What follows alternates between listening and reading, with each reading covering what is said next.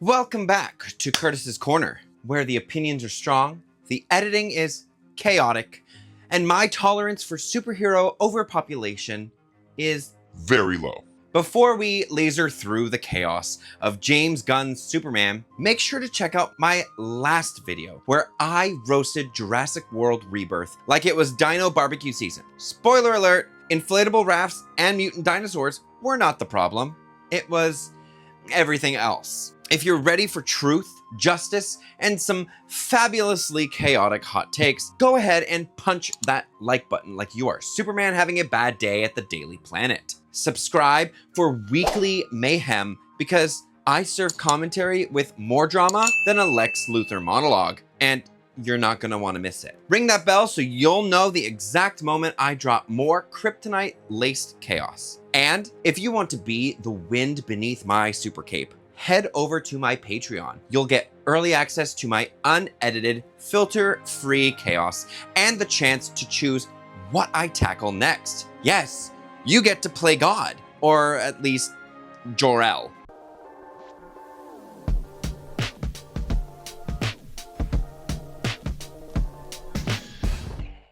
Now, let's talk Superman. Years after arriving on Earth as a child from a doomed planet, Clark Kent lives a double life as a journalist and the powerful hero known as Superman. Just as the world begins to embrace him as its greatest protector, a new conflict throws his role into question. A dangerous adversary emerges, pushing Superman to his limits, both physically and morally. With tensions rising and public trust shaken, Superman must confront powerful forces working against him, both from outside and within. In the face of growing darkness, he is forced to redefine what it truly means to be a hero. Now, anymore, and I'm crossing into spoiler territory, and unlike Lex Luthor, I know how to respect boundaries. Now, I just want to preface this, I didn't grow up obsessed with Superman. He was just too perfect, untouchable, a floating slab of righteousness with zero emotional depth. It wasn't until Zack Snyder's Man of Steel, moody, brutal, gorgeous, that I finally saw what the character could be. Suddenly I cared. Suddenly I believed in the cape.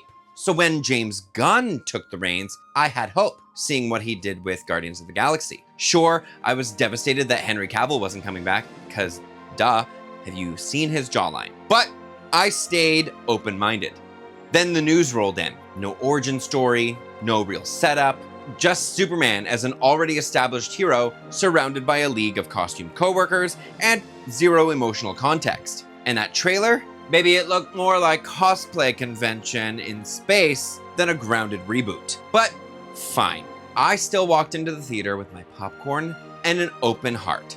So let's fly into this because there's some good stuff before we plummet into a pit of plot bloat and Kryptonian confusion. All right, before I start tossing kryptonite all over this movie's issues, I do want to give credit where it's due, because when James Gunn's Superman shines, it really does shine. Let's start with the man of the hour, David Corenswet as Superman. This man was not just playing Superman, he was Superman. From the moment he stepped on the screen, there was this incredible balance of strength and softness. He carries the kind of presence that makes you believe people would stop mid-apocalypse just to watch him float above a crumbling building. Now, what I really loved though was the emotional accessibility that he brought to the role. You could see the weight of the world in his eyes, but also the unwavering desire to still do good. He made Superman feel like someone who actually wakes up and wrestles with what being a symbol of hope means. Not just on a global scale, but on a deeply personal level as well. The way he listened, the way he looked at people, the stillness he brought into the scenes. He wasn't some unreachable god. He was Clark Kent, the guy raised by two people who taught him right from wrong. That essence, it radiated in every performance beat. Now let's talk about Lois Lane, played by Rachel Brosnahan. Lois is so often mishandled in these stories. She gets shoved into the love interest category and is just there to scream from the rooftops and kiss the hero.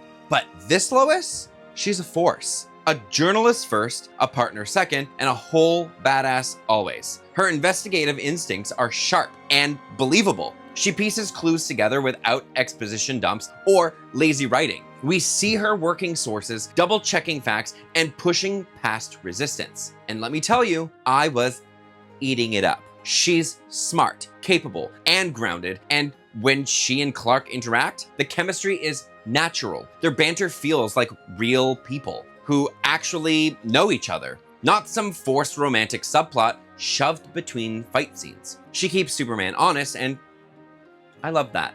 Jimmy Olsen, played by Skylar Gisondo, hopefully I am pronouncing that correctly. Honestly, it was a delightful surprise. Jimmy's often a bit of a throwaway, but not here. He's useful, he's resourceful, he plays an integral role in the story without having to be in your face about it. What stood out most was how well he fit into the Daily Planet dynamic. He wasn't overshadowed by Lois or Clark. He brought his own kind of energy to the trio. He had this really sweet sincerity about him, but he also knew how to pull his weight when things got serious. The way he gathers info, supports the team, and stays connected to the larger plot was super satisfying to watch. There's just something so earnest about him. Like, if you handed him a coffee and a lead on Lex Luthor, he'd solve the entire mystery in a sweater vest and still have time to take your picture. Love that. Speaking of Lex Luthor, he is played by Nicholas Hoult. This is how you villain. The second he enters the scene, the tone shifts. You feel that chill. He walks in like he's the smartest man in the room, and for most of the film, he is. Nicholas Hoult delivers a Lex that is cold, precise, and completely committed to his goals. But what makes his performance even better is that he never overplays it. There's no cartoon villain mustache twirling here. Just a man who believes with his whole chest that he is right, and that is what makes him dangerous. And the quiet moments, they're scarier than the loud ones. You watch him make people disappear with a look. You believe he has the resources to move mountains or level them if Superman stands in his way. It's a magnetic performance, and I was fully locked in every time he was on screen. Green Lantern's Guy Gardner, played by Nathan Fillion, was unhinged in all the right ways. The man is a walking ego with a power ring, and I loved every second of it. He's cocky, he's loud, he pushes everyone's buttons, and yet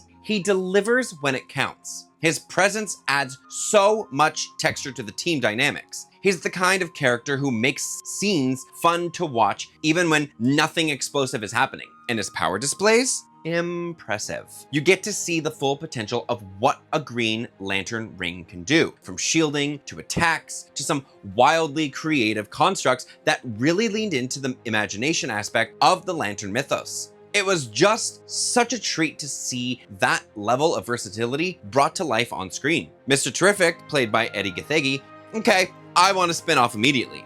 He brought such a brilliant mix of intellect and action. His T-spheres are not only cool as hell, floating, scanning, zapping, projecting, but they're also explained well enough that it doesn't feel like tech gibberish. You understand how he's using them, and you see how they aid him in battle, stealth, and even strategizing. But beyond the gadgets, I loved his calm demeanor. He wasn't yelling or throwing punches at random. He was always thinking 10 steps ahead.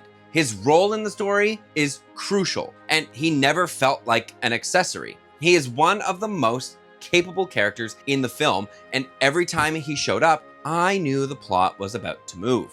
Hawkgirl, played by Isabella Merced, the visual icon. Listen, she's not in every scene, but when she appears, it's a moment. Her wings are gorgeous, her fight choreography is sharp, her expressions are fierce. She's got this don't test me energy that makes you want to know more about her past. I especially loved the way her flight scenes were choreographed. It wasn't just zooming around. There was a rhythm to her combat that was almost poetic. It gave you the sense that this was someone who has been doing this for a long time. Like, she's already fought 1,000 battles, and this is just another day on the clock. Now, one character who absolutely popped visually was the engineer, played by Maria Gabriela de Feria. Her power set is one of the most unique in the film, using nanites to create practically anything she can imagine. It's like Green Lantern meets Iron Man with a dark edge. And honestly, it worked. The way she seamlessly formed weapons, tech, and barriers mid-combat was not only cool as hell, but also felt genuinely threatening. She posed a real challenge to Superman, not just because of brute strength, but because of how unpredictable and creative her abilities were. Every time she was on screen using her powers, it felt inventive and visually striking. Definitely one of the more compelling power displays in the film. The visuals throughout the film are also stunning. There are sequences in this film that straight up look like comic book panels come to life. I'm talking vibrant contrast, crisp lighting, and a color palette that pops without feeling overly filtered. It never felt gray or dull. This movie has life in its visuals. And there's one scene where space lights swirl in bright pinks and greens with Superman silhouetted in the foreground. It's not just pretty, it's immersive. It sets the tone for the scale of the film in a way that's both exciting and atmospheric. It reminded me that this is Superman. It's supposed to feel larger than life. And lastly, the fight choreography, delicious. Whether it was a close quarters brawl with Ultraman or a multi-hero skirmish in a compound, the fights had weight. They weren't just flashy explosions. There was intention. Characters used their powers in creative ways, and the pacing was tight. One of my favorite moments was watching Mr. Terrific protect Lois with the T-Sphere dome while still holding his own. It was tactical, thoughtful, engaging. Same with Superman versus Ultraman. It felt like Superman was up against someone who could actually take him down. That tension, that uncertainty, that is what makes a fight worth watching.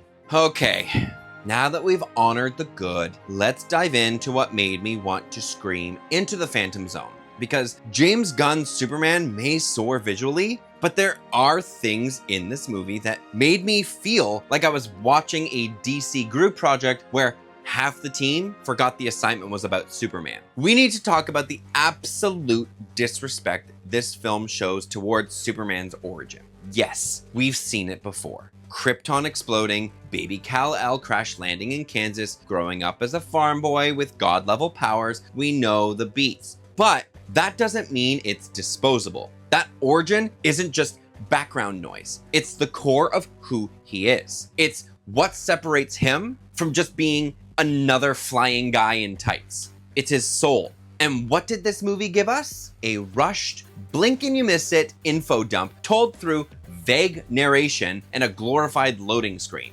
3 decades, 3 years, 3 weeks. What is this? A teaser trailer? A riddle?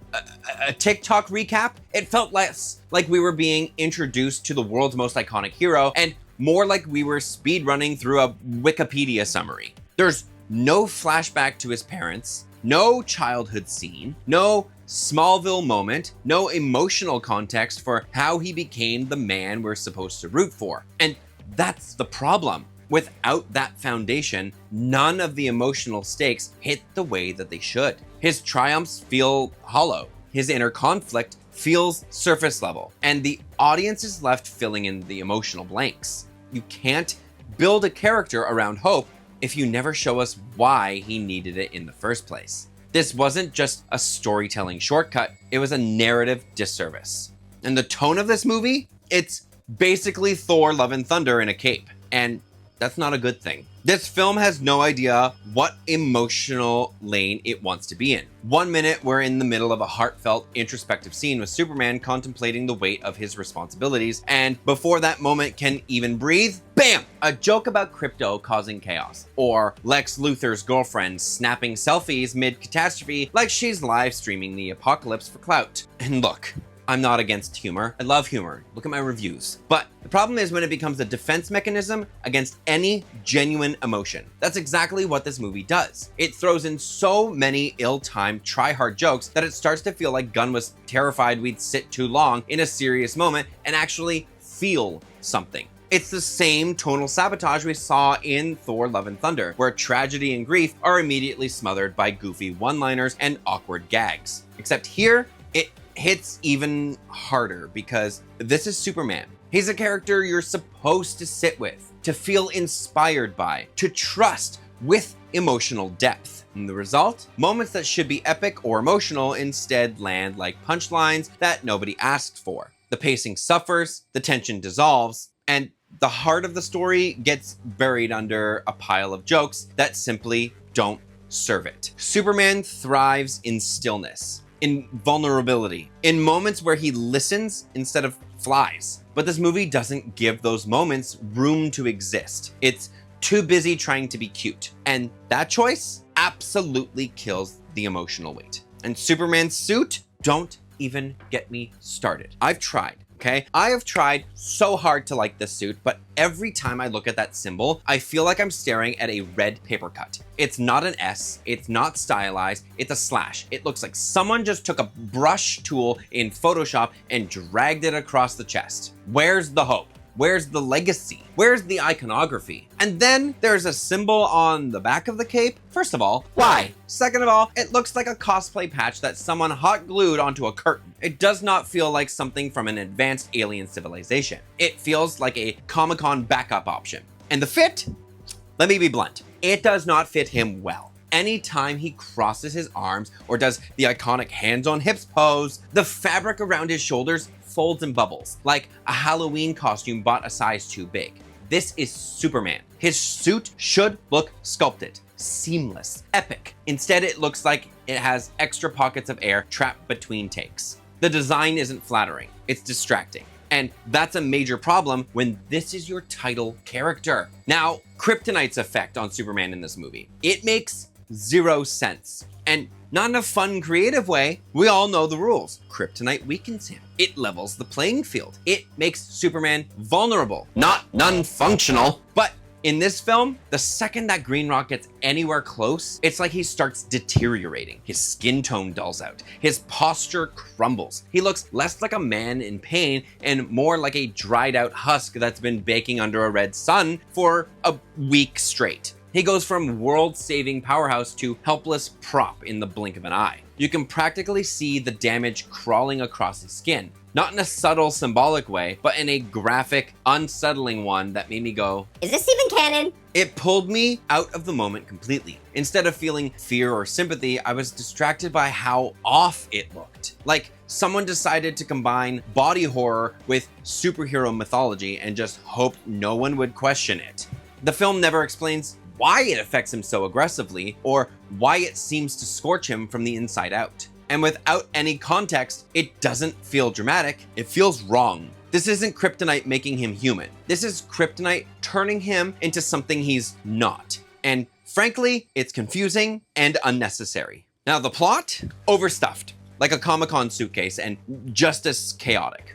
This is supposed to be a Superman movie. Keyword, Superman. Not DC's greatest hits featuring cameos nobody asked for. But instead of giving us a focused, character-driven story about the Man of Steel, this movie crams in more side plots than a prestige TV drama on speed. It's giving narrative traffic jam. You've got Superman versus Ultraman showdown, the Lex Luthor puppet master plot, a full-on geopolitical war between fictional nations, Guy Gardner running around like a sarcastic cartoon, Jimmy Olsen chasing sources like he's on Drag Race, Journalism Edition, Mr. Terrific doing quantum math with floating iPods, Crypto wreaking havoc, Lois solving 3 mysteries at once, and the Daily Planet interns vibing in the background like they wandered in from a different movie. And oh, let's just casually also add a CGI baby and a kaiju-sized monster, because sure, that's exactly what this story needed.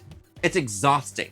The film is so desperate to juggle every subplot that it keeps yanking us away from the one character we paid to see. Superman barely gets a chance to breathe before the camera cuts away to whatever shiny new distraction is happening off screen. It's like they were afraid we'd get bored watching Superman be Superman. Imagine if the Batman spent half its runtime following Commissioner Gordon's grocery list. That's what this feels like. Unfocused, overpopulated, and allergic to spending real, uninterrupted time with its lead. This isn't world building. It's world cluttering, and Superman deserved better than being a guest star in his own movie. And some of these side characters, they are straight up dressing with dialogue. So let's talk about the 3 random Daily Planet extras who got more screen time than they had any right to, and somehow still managed to do nothing. First up, Ron Troop, played by Christopher McDonald. Blink and you'll miss him. Literally. I had to Google to confirm he was even in the movie. That's how forgettable his screen time was. Then we have Kat Grant, played by Michaela Hoover, who exists solely to give News Barbie energy in a push-up blouse and one of the worst synthetic blonde wigs I've seen outside of a Spirit Halloween clearance bin. I'm hoping that was actually a wig. And finally, Steve Lombard, played by Beck Bennett, whose entire character arc is call Clark Kent stupid and yell on the phone like he's trying to return a blender at Costco. That's it. That's the resume. Why are they here? What do they contribute? Absolutely zero. Their scenes add nothing but runtime. They don't push the plot. They don't support the leads. They don't even serve comedic relief, unless you count budget SNL background energy as comedy. You could have used all that screen time to develop Hawk Girl, dive deeper into Mr. Terrific, or radical idea, give Superman more than 5 consecutive minutes of emotional development. But no, we got Blondie, Loudy, and Invisible. Lex's girlfriend is written like a bad parody. She's the definition of insert quirky side chick here. She's dumb, she's ditzy, she's obsessed with selfies, and says things that make you want to throw your popcorn. Later on, sure, she becomes relevant, but for most of the movie, she's just window dressing. And it's frustrating because it feels like the writers thought she was hilarious. Like, Oh, she's gonna be such a fan favorite. No. she's the background noise in a movie that already has too much going on. Enough about the characters, though. Some of the CGI and camera choices?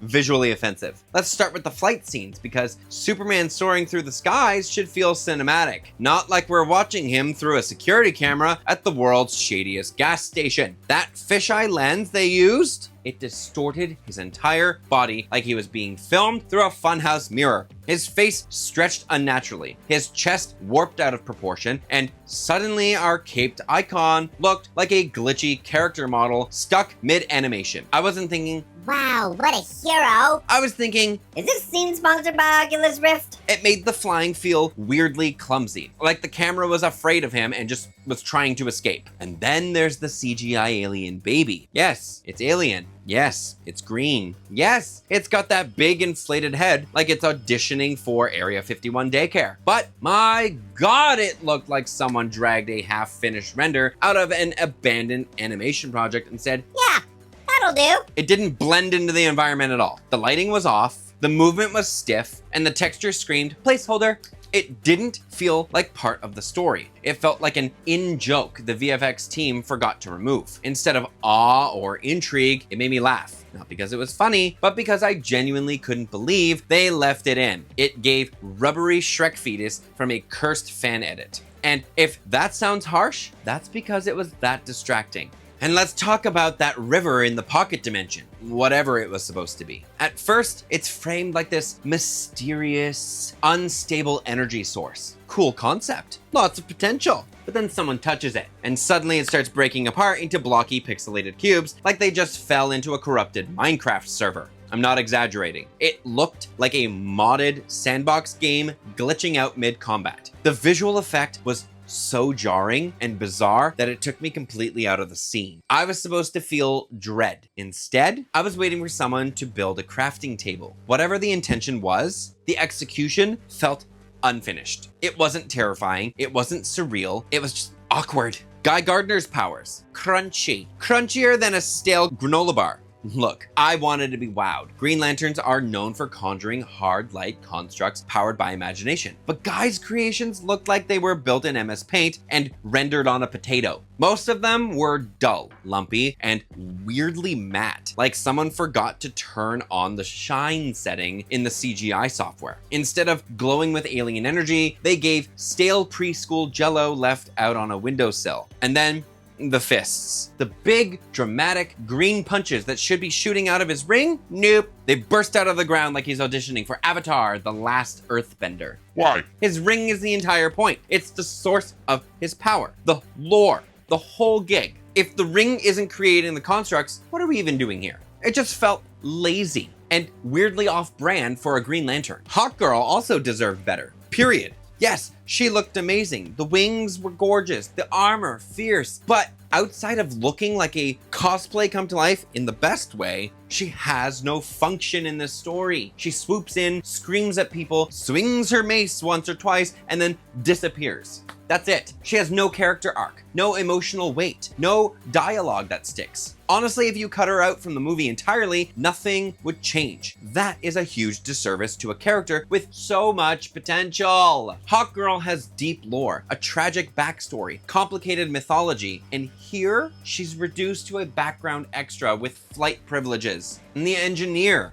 deserved more than just a strong entrance and a silent exit. She's a major player in the final battle, teaming up with Ultraman to try and take Superman down. And she's taken seriously. The film treats her like a legitimate threat, and the fight choreography makes that clear. Her abilities are on full display, and it's honestly one of the more exciting parts of the climax. But then she's taken down, and that's it. No aftermath, no final beat, no mention. She's just gone. It feels like the moment she's defeated, the movie forgets she ever existed, which is such a letdown for a character with that much power presence and potential. She wasn't a gag, she wasn't a joke, but she's written out like she didn't even matter. And the final Lex versus Superman showdown? Letdown doesn't even begin to describe it. This should have been the climax. A powerful, emotional reckoning between two forces that represent entirely opposing ideologies. We should have felt that tension, the history, the betrayal, the stakes, but instead of a focused, weighty confrontation, we get Lex standing in the background like some smug stage mom while Ultraman does the fighting for him. Yes, we eventually learn who Ultraman really is, and unless you've been living under a kryptonite rock, it's exactly who you expect. There's no surprise, no gasp, just a reveal so telegraphed, it might as well have been printed on the movie poster itself. The film treats it like a jaw-dropping twist, but it lands with all the impact of a soft shrug. And while the fight with Ultraman has a few solid beats, the real problem is what should come after, Superman's final confrontation with Lex. And that falls completely flat. There's no dramatic payoff, no personal victory. Lex doesn't get brought down in any kind of meaningful or poetic way. It just ends, like the film got distracted and realized it was running out of runtime. And the worst part, the emotional weight of that moment gets completely derailed by a jarring, unnecessary comedic gag involving Krypto that lands with the grace of a brick.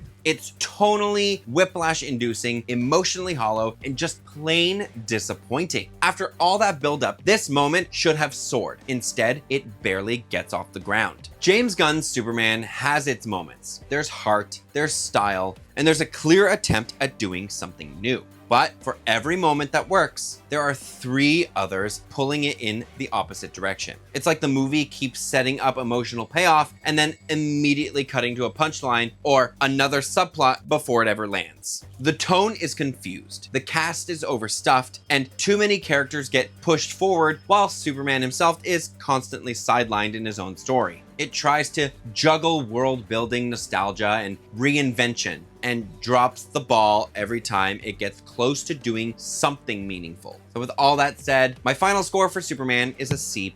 Not because it was a terrible movie, it wasn't, but because it left me emotionally unsatisfied. There's so much potential here, so many great ideas and powerful performances, but they're trapped inside a script that's too busy trying to be clever, funny, and interconnected to actually breathe. It didn't fall flat, but it definitely didn't soar. Like this video if you ever found yourself saying, okay, but why is Superman just the side quest? Subscribe if you're here for chaotic reviews, honest breakdowns, and just enough attitude to make Warner Bros. Nervous. Hit that bell so YouTube knows you like opinions with bite and breakdowns with receipts. And if you want early access to all of this, totally unfiltered, occasionally savage, and 100% extra, hit up my Patreon. You get to see the mess before it's edited and help pick what I tackle next. The link is down below. Thanks for watching, and come back next week where I'll either worship cinema or drag another franchise to filth with a smile. Until then, stay sharp, stay bold, and maybe don't put all your faith in billionaire geniuses with God complexes. Bye!